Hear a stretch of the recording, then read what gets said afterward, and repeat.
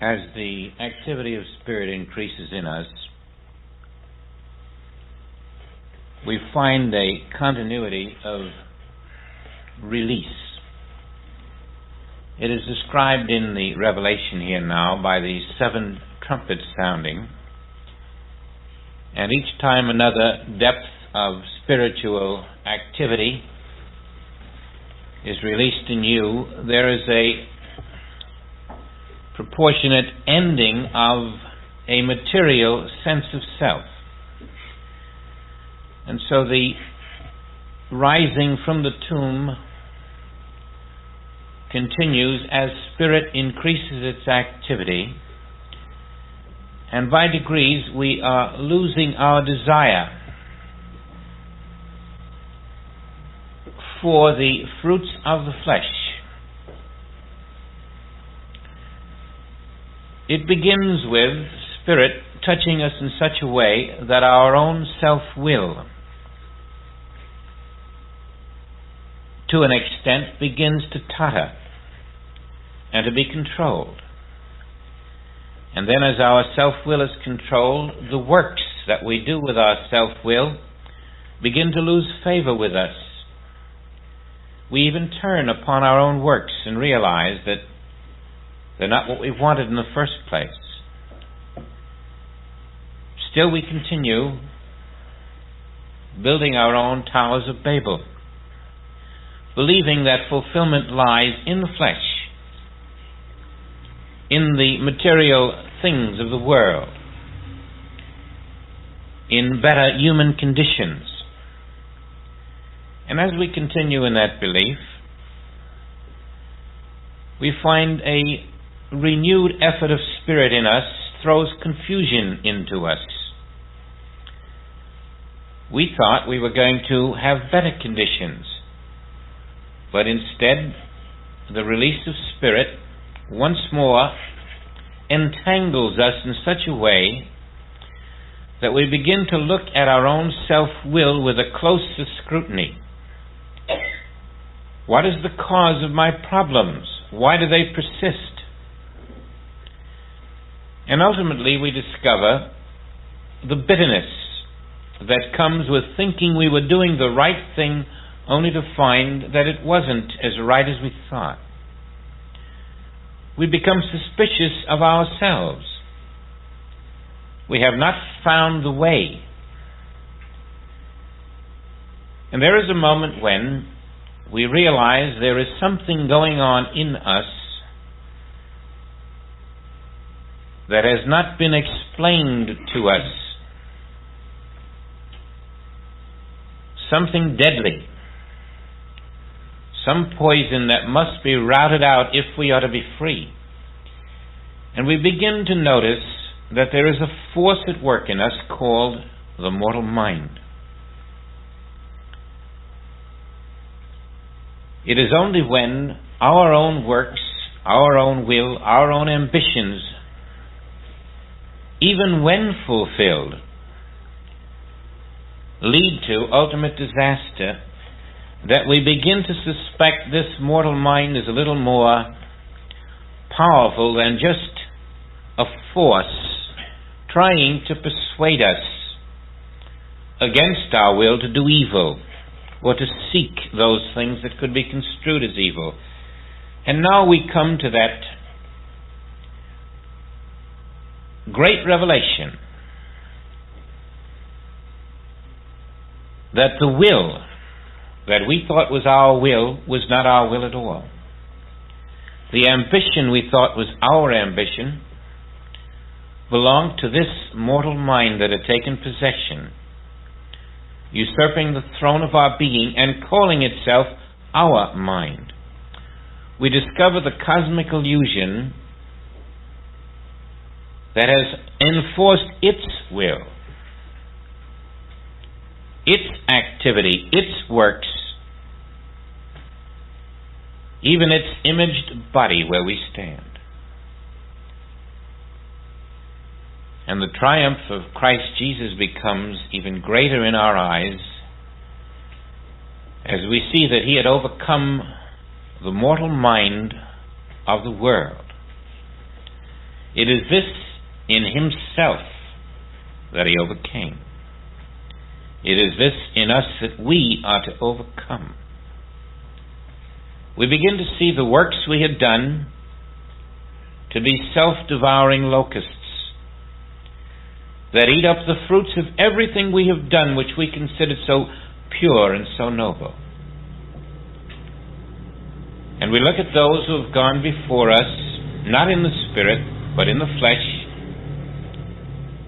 and we say, where are the great works they did? What has happened to them?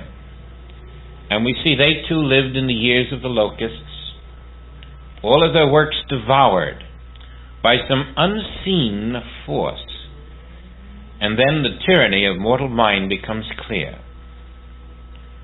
Mortality is nothing more than mortal mind expressing. Mortal bodies are nothing more than mortal mind images. We see the world as the imitation of our reality. And now the sixth trumpet brings to us the renewed effort of spirit as we are awakened to this mortal mind. And we see the horsemen and the breastplates of fire, and we see the jacinth, and we see the brimstone. All of this is the activity of spirit within us, liberating us. Truth, love, justice, riding as if on a horse.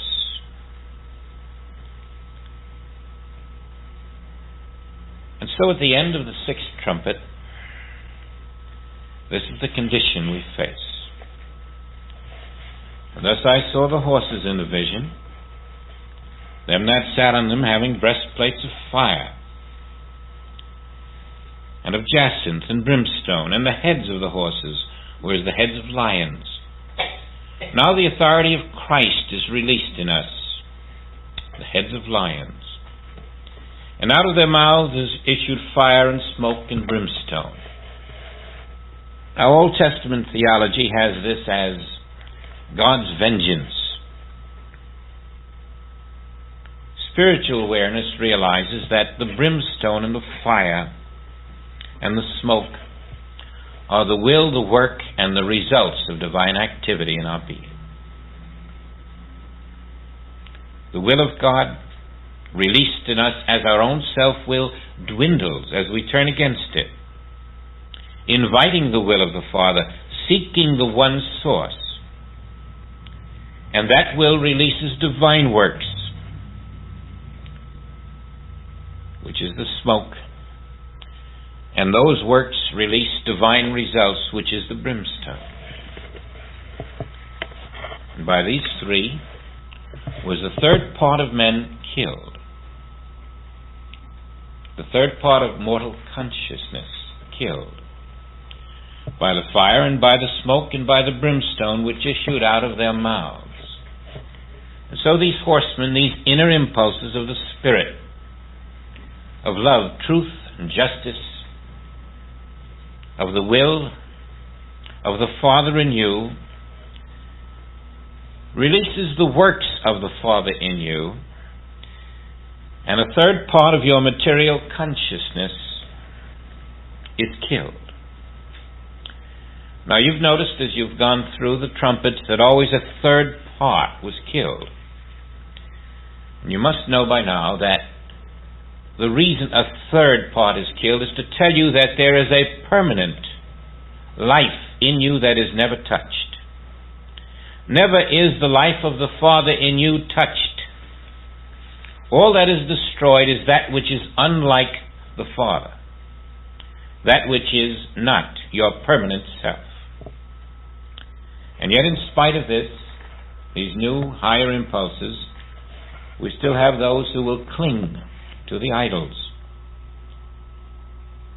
For their power, these inner impulses in their mouth and in their tails, for their tails are like unto serpents, and the heads, and they had heads, and with them they do hurt. Now the sting of spirit in you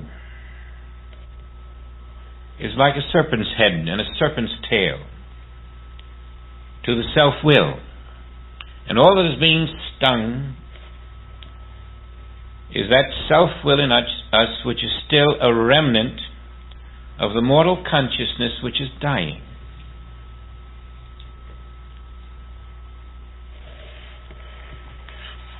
The rest of the men which were not killed, and these men are not physical men.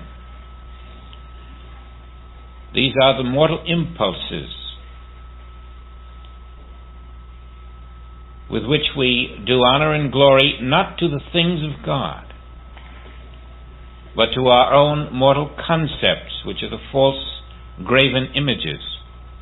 And the rest of the men which were not killed by these plagues, yet repented not of the works of the hands, that they should not worship devils, and idols of gold and silver and brass and stone and of wood, which neither can see nor hear nor walk. Neither repented they of their murders, nor of their sorceries, nor of their fornications, nor of their thefts. Remaining in us yet is the capacity to recognize iniquity, to be unforgiving, to live in a material sense of life. But now, this level of consciousness being reached, which comes at different times to different individuals, the ability to see that your own works in your own will are not your works, are not your will, but are the works of mortal mind, a universal force that functions only in those who are unaware of its presence.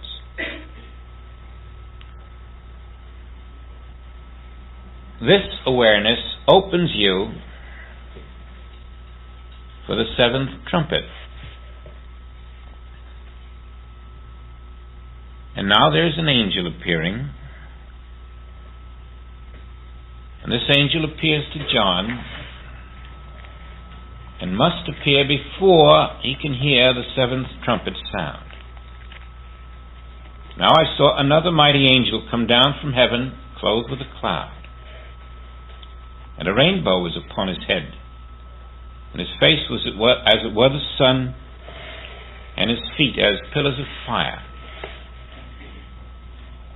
If you have made the proper preparation in your way of life, you have reached that point which John speaks of. Now it has also occurred in Genesis, and I think we should refer to it. This was what Noah too came upon. In the 9th chapter of Genesis, we find this in the 12th verse up to the 17th. And God said, "This is the token of the covenant which I make between me and you, and every living creature that is with you, for perpetual generations. I do set my bow in the cloud, and it shall be for a token of a covenant between me and the earth. And it shall come to pass, when I bring a cloud over the earth, that the bow shall be seen in the cloud. And I will remember my covenant, which is between me and you, and every living creature of all flesh, and the waters shall no more become a flood to destroy all flesh, and the bow shall be in the cloud, and I will look upon it, that I may remember the everlasting covenant between God and every living creature of all flesh that is upon the earth." And God said unto Noah, "This then is the token of the covenant, which I have established between me and all flesh that is upon the earth." Now there is a level of consciousness then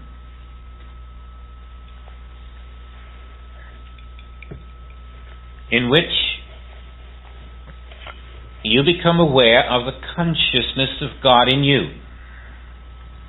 A consciousness in which the source and you are one. The separation, the division in consciousness is removed. There is a re-establishment of oneness with the divine.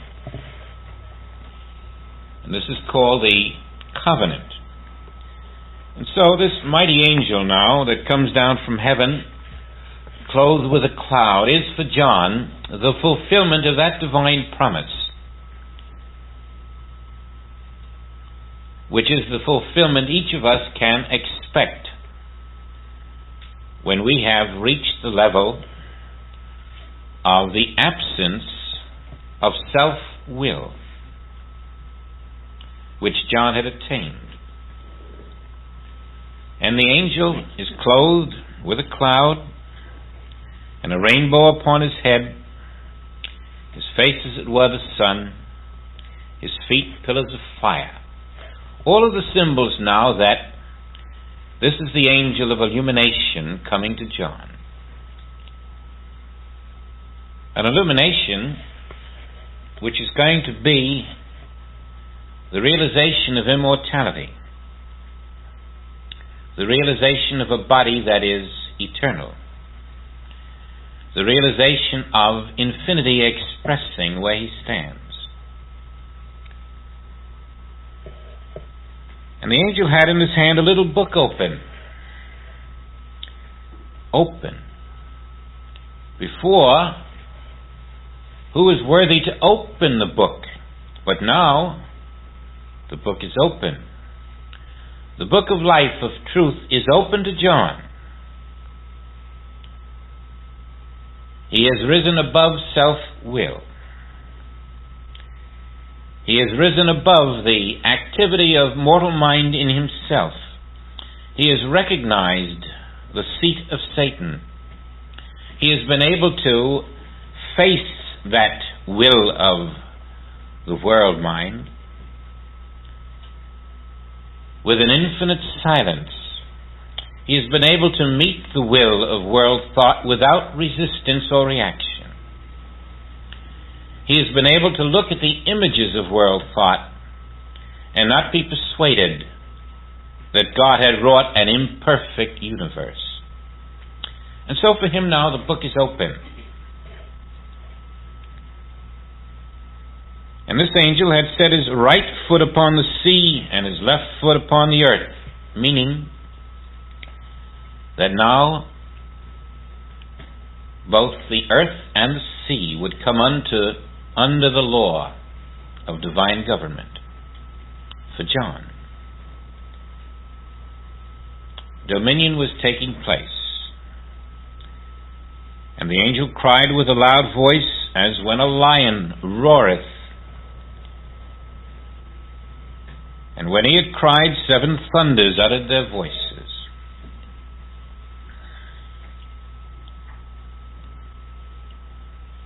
Now the will of Christ is being expressed. The lion roareth. And the 7 thunders are the government of heaven on earth. The 7 heavens realized. All this is about to take place. And when the 7 thunders had uttered their voices, I was about to write, says John, and I heard a voice from heaven saying unto me, seal up those things which the 7 thunders uttered.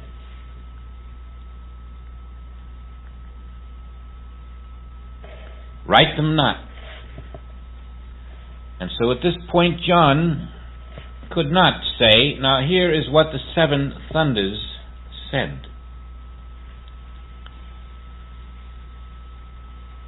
There was something in him that was still unfulfilled, as it will be in us, even though the great prize is so close. And the angel which I saw stand upon the sea and upon the earth lifted up his hand to heaven and swore by him that liveth forever and ever, who created heaven and the things that therein are, and the earth and the things that therein are, and the sea and the things which are therein, that there should be time no longer. The time had come now for John to step out of time. No longer could a remnant of self-will remain in him. He had to move into the eternal now. His time sequence had arrived at the level where fulfillment begins. The time for man to live in his own self-will was over for John, as it will be for each of us. We are given a certain amount of time in which to live in self-will, during which time we come into the realization that only the will of the Father in us can be our will. And then, if we have not reached that within the time, we are a branch, purged, cut off. But John had reached it within the time, and now there would be no more time for John. He would be lifted into the eternal, where the works of man are no longer transient, temporary, dictated by his concept of what he should do, but where he performs only works that are eternal, works that never are destroyed. But now a strange thing happens. But in the days of the voice of the seventh angel, when he shall begin to sound, the mystery of God should be finished, as he hath declared in his servants the prophets. The mystery cannot be revealed until the seventh trumpet has sounded in you, the full and total mystery. For there is still a condition that must be removed. And the voice which I heard from heaven spake unto me again and said, Go and take the little book which is open in the hand of the angel which standeth upon the sea and upon the earth. Now John must face a truth that you must face, that I must face, that each individual comes to in time to face. And this truth is what John is being told to face when he is told to go up and take the book out of the hand of the angel. He must look at reality. He can avoid it no longer. And I went unto the angel and said unto him, Give me the book. And he said unto me, Take it, and eat it up.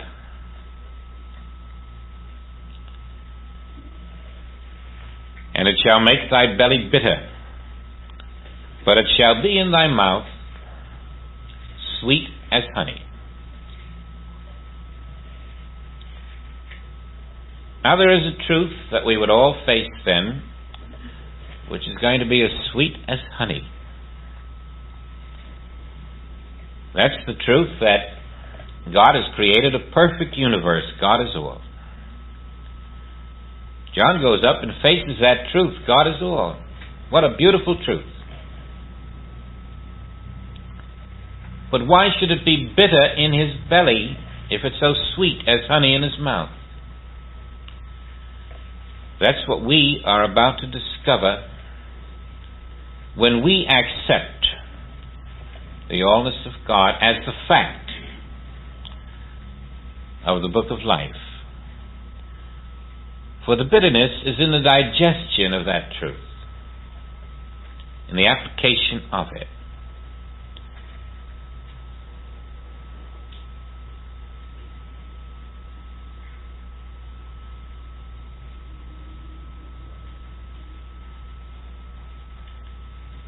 The Spirit says to John, I want you to prove that truth before you go another step. I want you to live that truth, demonstrate it. The seventh trumpet will never sound until God is all is your way of life. The kingdom of heaven on earth will never appear in your consciousness until God is all is your living consciousness. The kingdom of heaven on earth will never appear in the world for you until it appears in your consciousness within. As within, so without. And so, the priceless pearl is there, sweet as honey. But are you ready to prove it? This is where John is stopped.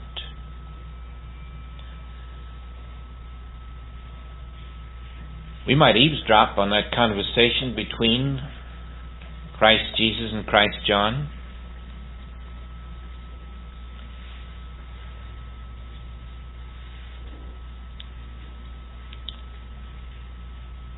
It surely was more than a word in a book.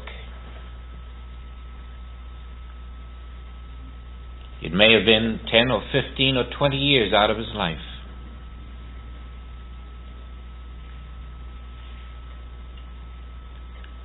John was learning something for which the Spirit has said, tell no man. And John didn't tell it there, did he?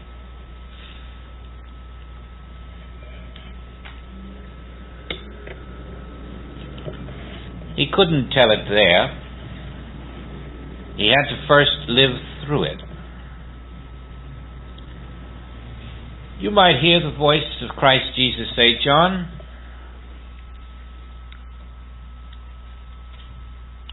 you're the only man on earth that I'm talking to now, because what I did you must do.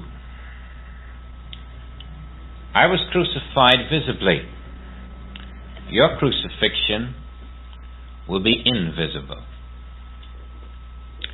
I walked out of the world in a body and walked back. You will simply walk out of it in a body without walking back. You've been trained to continue the work of Spirit on earth. Your function is to demonstrate God's perfect universe wherever you are. You too are a way shower, John. You must demonstrate the perfect divine universe on earth as I did. And there is still something in your way.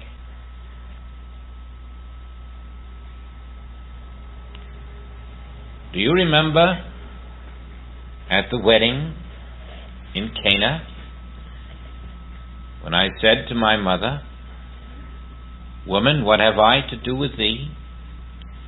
Do you remember the word I used, John, for woman? And then John would have said, yes, I do remember the word.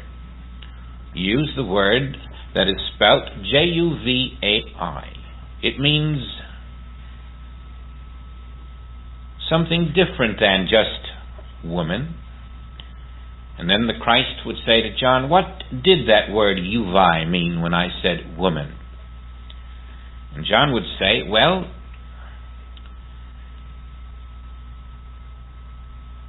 it was a word you would use to a stranger, an impersonal word.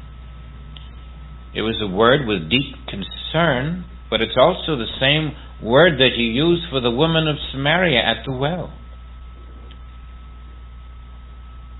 And therefore would say to Christ, what did I mean when I used such an impersonal word to what the world called my mother?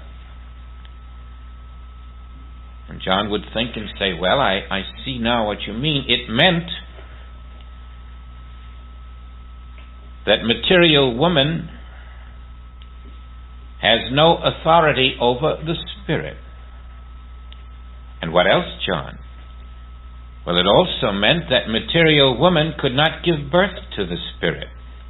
Now we're getting there, John. Woman, what have I to do with thee? What have I, Christ's Spirit, to do with a material woman? So, John, you too must do the same. You too must face the source of your birth very closely and say, woman, what have I to do with thee? I, Christ in you, say to your physical mother, what have I to do with thee? Have you done that yet, John?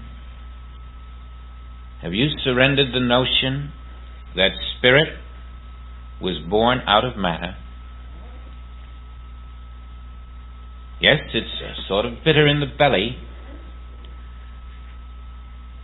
God is all as honeycomb in the mouth. But was God born in your mother's womb? And now John is resting in the Word. He has to face this truth because the seventh trumpet will never sound. Illumination can never come to a mortal being, to a mortal consciousness, to one who lives in a physical form. The world without will always be the world within. And if you want the world without to be the kingdom, you must live in the kingdom within. So now John, like Jacob, is wrestling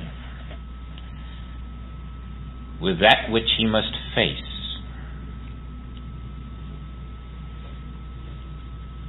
And we who are walking the path are being told by John that just as this is what I had to face, so must you.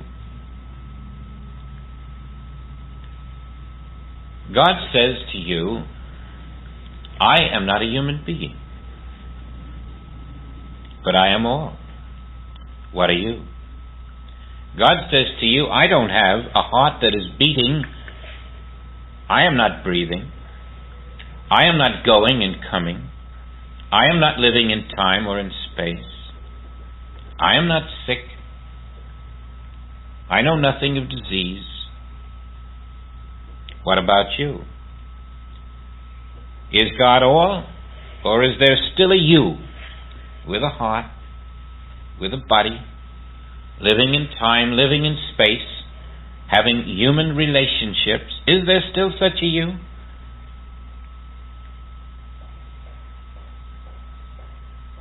Then to you, God is not all.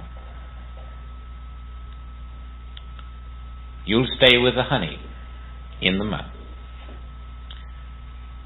But is there one there, and another there, who is ready to digest the honey, even though it be bitter? Is there one who can go back into self and move through the painless crucifixion of that which is not God? Is there one who can die to false belief, who is ready to say to the material self, there is no you, for God is all? To the human will, there is no you, for God is all. To human ambition, there is no you, for God is all. To human works, there can be no human works, for God is all.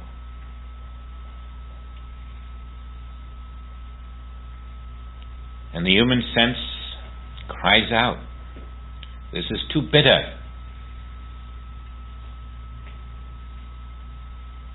And that is why the preparation must be slow. Why every foundation stone must be established, so that when you reach the point of demonstrating the allness of God, of proving it by living in a total release of self, you are prepared, ready, willing, eager, able to step aside. And then you find It is not bitter at all.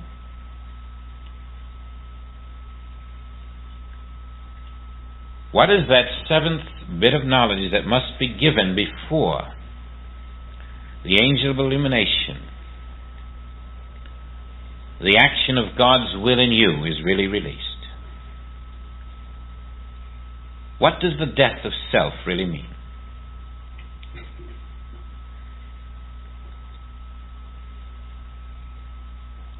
And John is still wrestling when the voice may have said, "Many's the time, John, in your sleep, you dreamed that you and your disciples were rowing across the sea and the ship overturned and they all drowned. Isn't that true, John?" "Why, yes, how did you know?" "And isn't it true that when you awakened, John, you were relieved to find that the ship had not overturned at all? It was all a dream." "Yes, I was greatly relieved." "John, you must now awaken from the mortal dream and discover that every evil in it is part of the dream, and every good in it is part of the dream. Your human life, John, was never lived. If you're prepared, it is not bitter. If you're not prepared, it hurts. And you turn away, and you go from the spirit back into mortality, afraid. But if it is your time to face truth, then you are standing with John, ready to know that everyone you have ever loved, you have never loved. And whoever has loved you has never loved you. Everyone you have ever hated or feared, you have never hated or feared. Everything you have done as a human being, you have not done. It's very bitter in the belly. And few there be who want it. Few there be who can face it. And some there be who say, how glorious. There is no pollution in the world, no killing, no cancer, no disease, no death, no. And no birth. God was never born, but God is all. Then when were you born? You were born in a mortal dream, weren't you? And in a moment, suddenly it is revealed as a dream. And the angel appears, clothed in a cloud, wearing a rainbow, with feet of fire. And the truth comes upon you that time never was, space never was, form never was as we have known it. It was a mortal mind dream, a universal dream. We were not even the dreamer. We're the characters in the dream.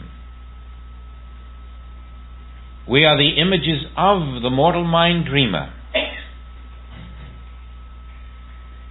Words to many, a realization to some.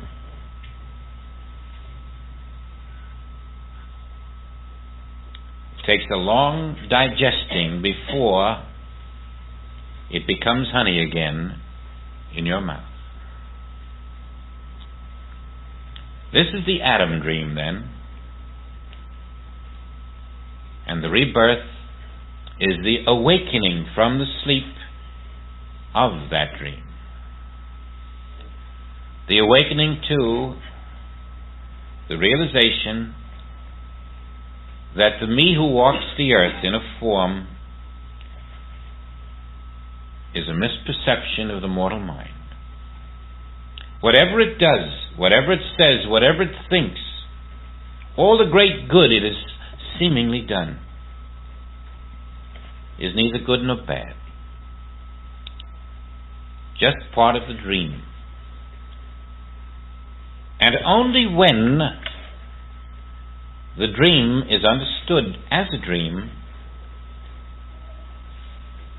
do you begin to sense the new substance behind the dream.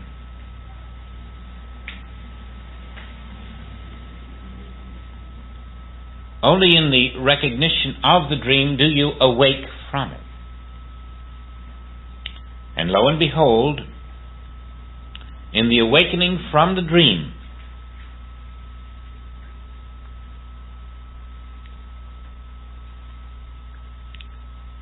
you're ready for the seventh trumpet.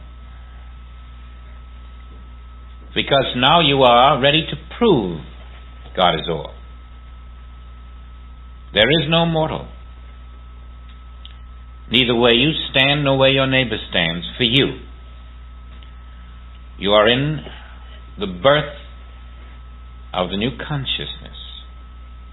The consciousness which is ready to serve Him supremely, to acknowledge Him in all your ways.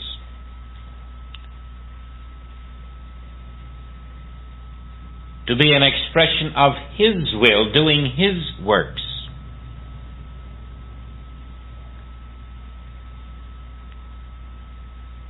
And this is what John goes through at this point. And I took the little book out of the angel's hand, and I ate it up, and it was in my mouth sweet as honey. And as soon as I had eaten it, my belly was bitter.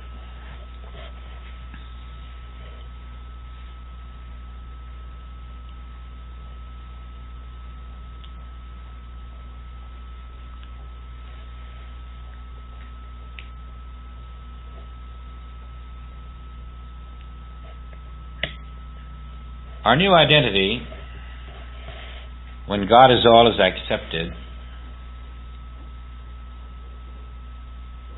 is the undivided self, which does not say, I am material being, and also the child of God.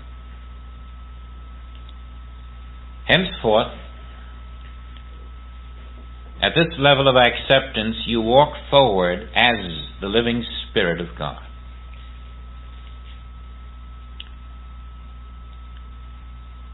This is the path that John is presenting to us at this point. That when your identity is accepted as child of God, Spirit of God,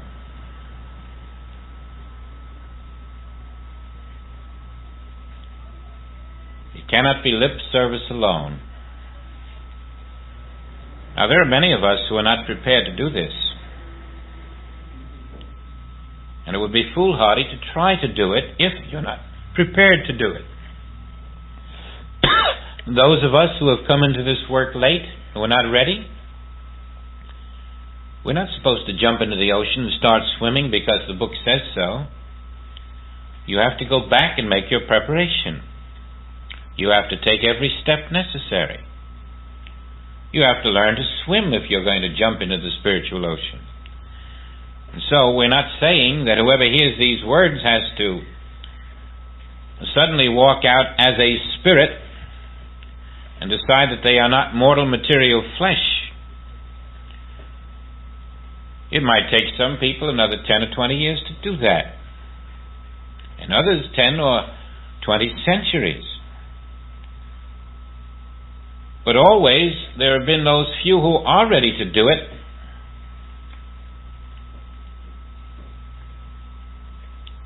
who have been held back by an unawareness of the truth,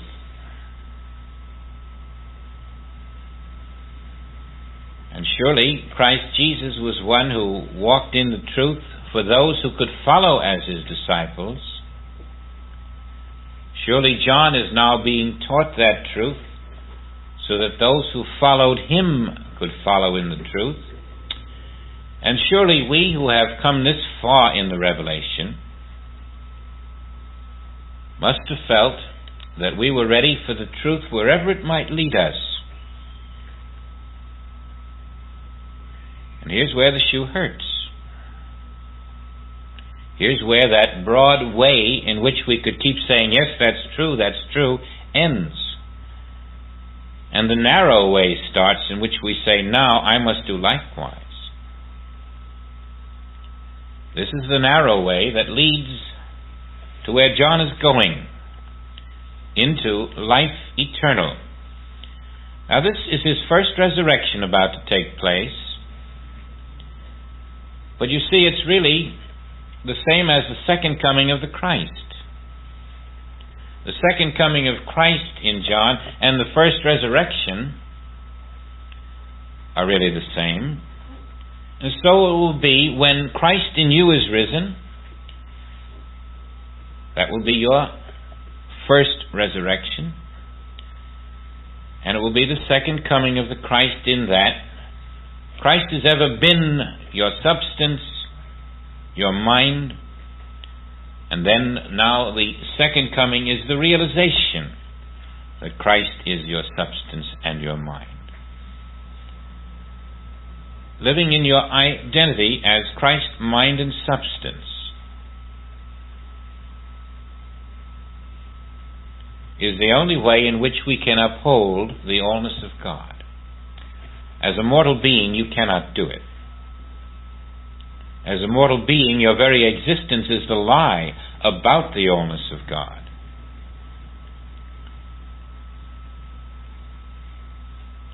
Now then, are we willing to take the book that is open before us? Are we ready? John was ready. He took the book, even though it was bitter in his belly.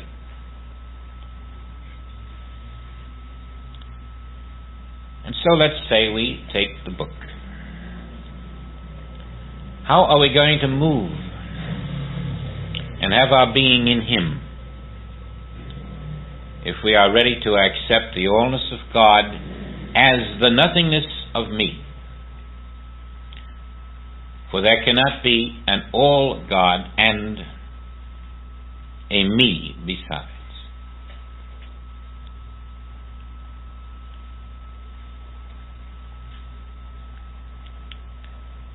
Let's take that step in His allness and begin with I, Christ.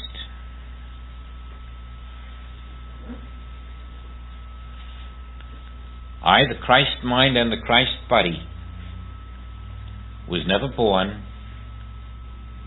will never die. If you're uncomfortable in that identity, dwell with it a while, a week or two, until any other identity seems uncomfortable. And you'll discover that I, Christ, the light of God, the truth of God, the life of God,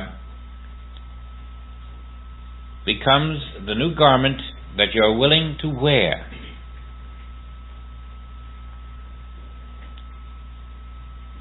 And to that you must add one word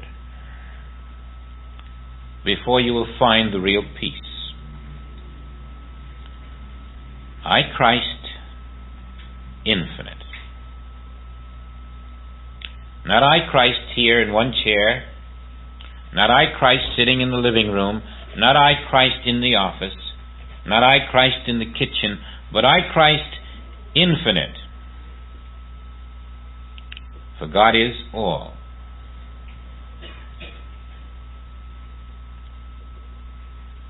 Now that's the theme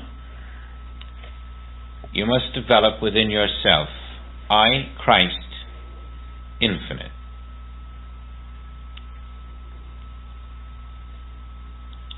That's taking the book out of the angel's hand.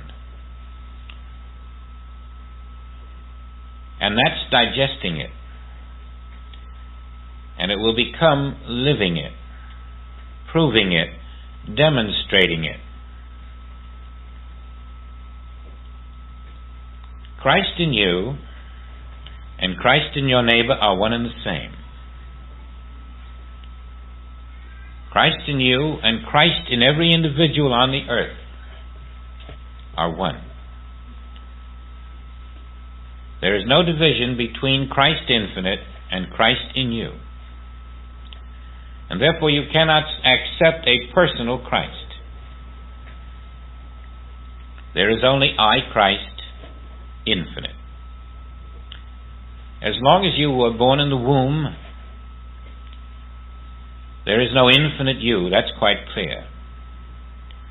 And so it was necessary for Jesus to establish that I, Christ, being the infinite Christ, was never born of woman. Your only father, mother, is God. God is the father and the mother of every individual on the earth. God was the father, mother of your parents and of their parents. And the only thing that we as humans have given to our children is a false consciousness. We have permitted them to enter the false dream. And we have given them a sense of that false dream. And they have carried it on and will give it to their children. Until one of us in our household opens that book and can live out, I, Christ infinite, am the one with the Father who is the majority. I, Christ, is your name, and you have no beginning in time, no ending in time. You cannot go in space because there is no space. You cannot move in time because there is no time. I, Christ infinite, am already everywhere.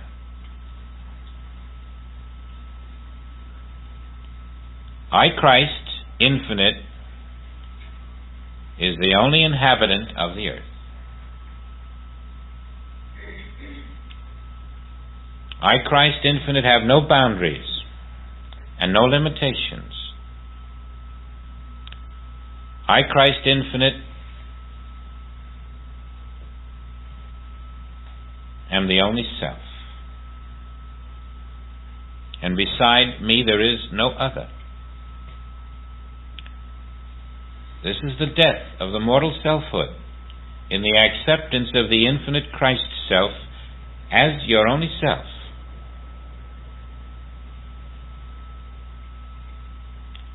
And again, it is not attained by lip service. It is a fact already pre-established before the appearance of this mortal form. It is a fact waiting to be accepted, lived with, believed. For if you believe on Christ infinite as your name, the works that Christ infinite did through Jesus, Christ infinite will do through you. And greater works.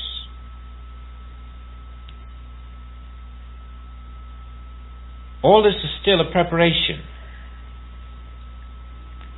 For there will be a time, even after your acceptance of Christ infinite as your name, that Christ infinite will grow in your consciousness,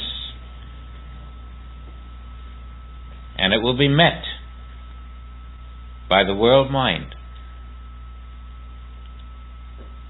They will meet in what is called the Battle of Armageddon. Your knowledge that Christ infinite is your name and the world mind will move toward each other, and the truth in you, lived in, will banish the lie. All remnant of mortal self ultimately will die to the degree that you make this your living way. This is your preparation for the day when mortal mind in you, refusing to yield, is met by Christ infinite in you refusing to yield, as it was in John.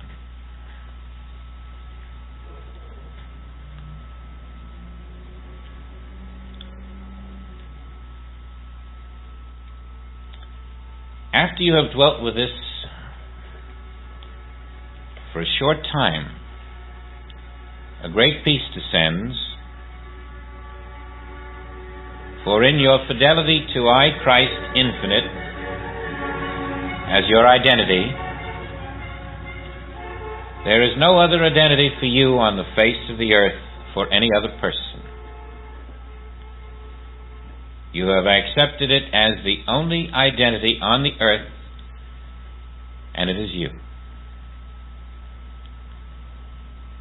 You live in that consciousness of the one self.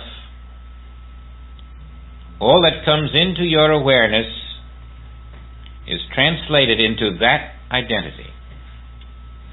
There can be no other identity, for God is all. I, Christ infinite, is the only Son, the only image and likeness of the Father, the only self. There is no other. And therefore all others that appear are only an appearance. They have no identity, for the identity behind them is I, Christ infinite. I, Christ infinite, is never separated from itself. It never becomes a mortal being or a material being. It never becomes an evil or an imperfection. It never becomes a disease or a hurricane. And it is all. Therefore, where are these things? They are in the mortal consciousness that you are learning to leave behind. That which begins bitter in the belly turns out to be honeycomb there too. We are translating the universe into I, Christ, the infinite self. Where do you live? In a building? There is no building there. Only I, Christ, am there. God is all. Where is the Pacific Ocean? Nowhere. Only I, Christ, am there. God is all. Where is the Atlantic? It isn't there. Where is the earth? It isn't here. What is here? I, Christ, the infinite self. You've translated the visible material world into one infinite spirit. That's all it ever was, and that's all it ever is going to be. And in this infinite spirit, which is I, Christ, the images lose their power, for he who dwells in